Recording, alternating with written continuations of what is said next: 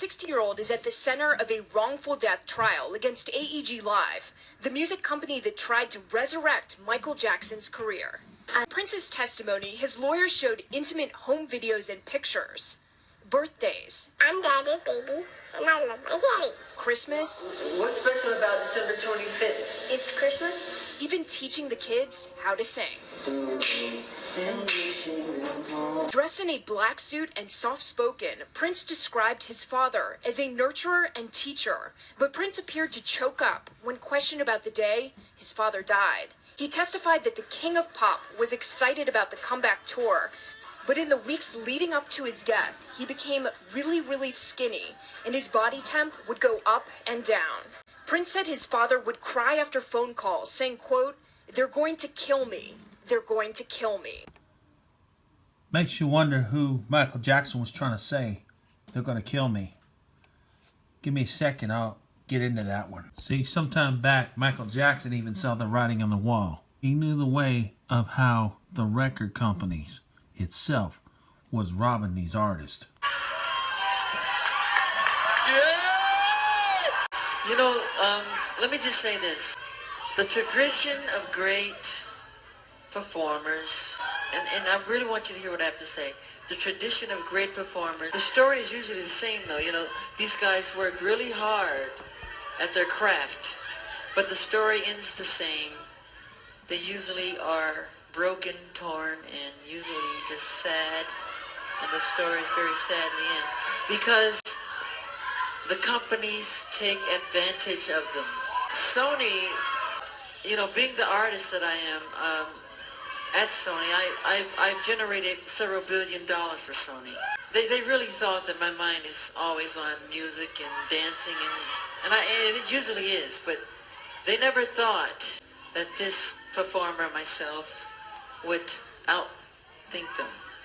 Outthink them. You wonder what he's referring to. Keep watching. So we can't let them get away with what they're trying to do because now I'm a free agent. I just owe Sony one more album. It's just a box set, really. And with 2 new songs, which I've written ages ago. Because every album that I record, I write, like, literally, I'm telling you the truth, I write at least 120 songs every album I do. So I'm leaving Sony a free agent, owning half of Sony. So I own half of Sony's publishing, and I'm leaving them, and they're very angry at me because of it. But You wonder why they're angry. I just did good business, you know. So the way they get revenge is to try and destroy my album. I've always said, you know, good art never dies. And Tommy Mottola is a devil. I'm not supposed to say what I'm going to say right now, but I have to let you in on a secret. Makes you wonder why he wants... Mariah Carey, after divorcing Tommy, came to me crying. She was crying so badly I had to hold her. And she said to me that this is an evil man. And Michael, this man follows me, she said. He taps her phones. And he's very evil, and she doesn't trust him. And he is a horrible human being. And we have to continue our drive until he's terminated. We can't allow him to do this to great artistry. We just can't. That makes you wonder what he was referring to on that last phrase. But I'm going to break something down because I could break this down into several videos, or as I'd like to put it, that may be connected to the Illuminati. This company is Japanese owned. It was first founded in 1929. It was first founded as the American Record Corporation. It was renamed Columbia in 1938. Now, besides Michael Jackson, they have had a multitude of people on their label. In the 70s, they had ABBA. Sony just so happened to have Barbara Streisand. Sony also had Billy Joel. They also had David Bowie. They also had Journey on their label. They also had Johnny Cash. Also had Paul Simon. Also had Air Supply. Also had Alicia Keys. They also had Andy Williams. Also had Avril Lavigne. They also had the Backstreet Boys. Yes, they even had Beyonce. Yes, they even had Black Sabbath. Yes, they even had Bob Dylan, and Britney Spears, and Bruce Springsteen, and Carly Simon, Carrie Underwood, Celine Dion, Cher too, and Christina Aguilera, and J-Lo too. But the one I'm going to focus on more than any of them is the one that Michael Jackson brought up in that earlier on in this video. Unlike the rest of them, she had a personal significance with Tommy Mottola. Now, I'm not going to get into the full details of her history. It's a unique history. I'm going to get to the part where she got the record deal. She got the record deal when she was 17 years old. And by 18, she put out her first album. At that point in time, a lot of speculation said that her and him started getting intimately serious.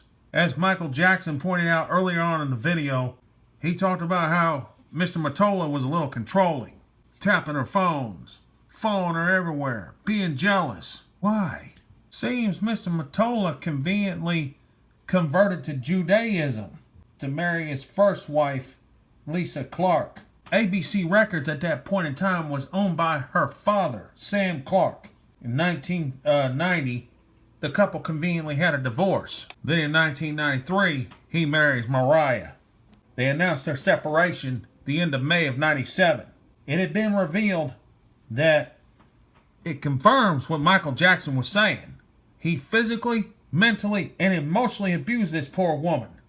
No wonder towards the end of the decade she was having some sort of breakdown. He married his third wife, another recording artist. He marries Talia. Marries her on December 2nd, 2000. If you think he didn't have any sort of say on how she was to fall down after they broke up, you better think again. In just a minute, I'm about to take you to a timeline where she took her fall. Not once, but as of recently, maybe even twice. See, around 2000, 2001, she put out a movie called Glitter. She got a new record deal. She was thinking everything was peachy. Everything was all right. That movie bombed. Her record deal even bombed. It was so bad, Virgin Records actually paid her to get out of her contract. If I remember right, the estimate was $26 million between Sony and what had happened. If you think for a moment Tommy Mottola don't have influence, you better think again. It wasn't until the middle part of last decade she made her monster comeback. She signed a new deal. Unfortunately, them deals only last so long. They only get a certain amount of usage out of you. And it was last year that I noticed something. Sometimes these executives can ruin you more ways than one. Back in the first part of 2017, an article came out literally saying his ex-wife needs help. She hasn't really recovered ever since. It's almost as if he intentionally sabotaged her career more ways than one. It's not just a matter he's got a chip on his shoulder. He's part of the system that controls everything. There is mad speculation that maybe, just maybe, Tommy Mottola may have been behind his death. That's just speculation. There's no proof to support it. But when you get out of the music industry and you buy your own music, give me just a second, I'm going to present you yet more evidence of that claim. This song in particular is now generating new interest. Here's the question: did he predict his own death in lyrics he wrote decades earlier?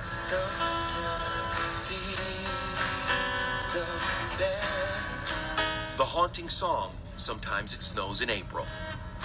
In an eerie coincidence, Prince died on April 21st. This song was first recorded on April 21st, 1985.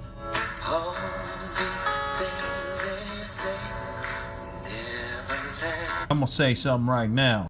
That's an Illuminati symbolism, okay? I want y'all to keep that in mind. He just mentioned how he recorded that in April 1985.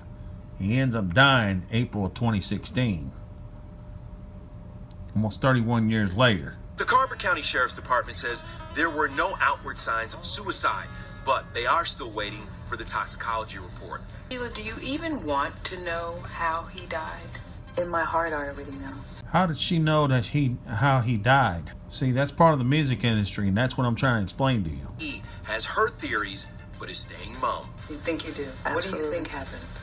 Yeah, I can't share. And see, this is another thing, too. Later on, it came out that he had a drug problem. Now, check this out. lawyer, Londell McMillan, said Prince was not a drug abuser. Quote, "It wasn't what he was about." Williams said he spoke to Prince after that emergency landing in Illinois, where Prince was reportedly treated for a painkiller overdose. Quote, "He was not on any drugs that would be any cause for concern. People use medication." They tried to say he had a drug addiction, but it just so happens not only he, but Merle Haggard may have been victims of a chemtrail flu. Me and a lot of my friends, I show it to everybody that comes over the house, especially white folks, because they need to hear that, you know, so that they know more about all of us. Because what he said affects all of us.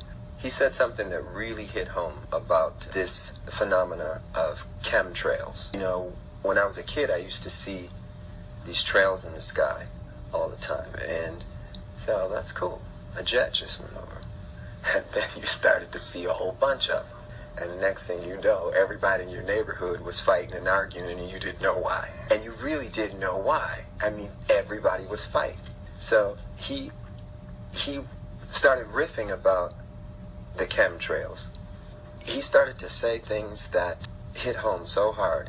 I would recommend that everybody try to get what he said online or wherever and try to get a copy of it and just listen to it. I was so moved that I had to write the song. The other thing is the first line of the song says I was born on the same plantation in the United States of the red, white, and blue.